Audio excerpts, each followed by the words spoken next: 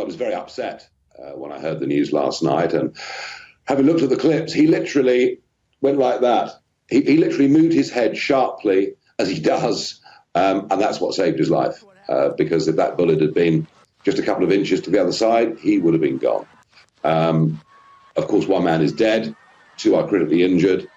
So, yes, upset, sadly, not shocked. I'm afraid the narrative that is put out there about Donald Trump is just so dangerous and so damaging. And look, we've seen it in British politics. There are extremists, stroke terrorists on either end of the spectrum.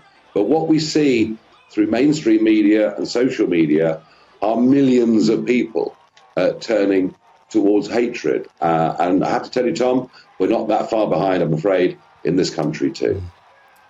2 members of parliament in this country have been shot, killed, knifed in the last 8 years. Yeah. You yourself have been the victim of projectiles being thrown at you, drinks being thrown at you. How worried are you for your own safety in the light of this? So the last time someone threw a drink at me was last Wednesday. I generally don't publicise it when these things happen. Sometimes you see it on, full view with something chucked in my face or cement thrown at me or whatever it is. Normally, Tom, when it happens, I just don't talk about it. But okay, now I will. It's amazing that when in the European elections of 2019, someone threw a milkshake straight in my face. Joe Brand, the comedian, said on a BBC comedy programme, "Why waste your time with that? Better to use battery acid." And she's still appearing on the BBC. We've had David Aronovich, the left-wing journalist, writes for The Times, does a BBC Radio 4 programme, said about 5 weeks ago that the best thing the Democrats could do is have Trump shot. And he's still working for The Times. He's still working for the BBC. But I'm sorry, but there is too much of this. It's kind of acceptable to say violent, horrible things about right-wing people, but if I said something about somebody in the Labour Party, anywhere near that, I'd be out of the House of Commons within 24 hours. So we need to have a proper rethink. Yes, there are bad things said on both sides, but I do believe that the role of mainstream media has a lot to do with this. That is really shocking that just on Wednesday there was another attack. I assume that you're pressing charges. What more can you tell us about that? This happened, on Wednesday. It was a pint of beer. I always press charges. If I can, I always press charges. But you see, it's perfectly acceptable because it's funny. If I'm attacked, it's funny. It's an object of a joke. And it can be on a major BBC programme and no one cares. And I'm sorry, but this is all too much one way. And we see it through media, through social media. We see it. I was very shocked, actually, what teenagers were telling me in Clacton during the campaign. 16, 17, 18-year-olds coming up, wanting pictures, wanting to chat, interested in politics and the world, and then telling me what their teachers were saying about me.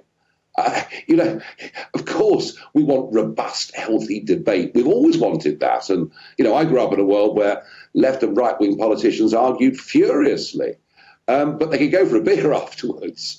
But it's somehow the new left liberal elite have this sort of form of intellectual superiority where they believe they're better human beings than those on the centre right. And that is what's run through media, education, and that is at the heart of this problem, liberal intolerance. Now, of course, it was just over a week ago that Donald Trump was congratulating you on your election as a Member of Parliament. I know there's a time difference. Of course, Donald Trump will be asleep at this moment in time. But have you been in touch with his team? Will you be speaking with Donald Trump in the coming days? Well, I had a good chat with him during the week. And I did say to him, if I hadn't been elected to Parliament, I'd be with him this weekend. So I would have been at that rally if I decided not to stand for Parliament. But I've now decided, Tom, in the light of what's happened, that I will fly out to America this week. I will go and see my friend, and I'll do it.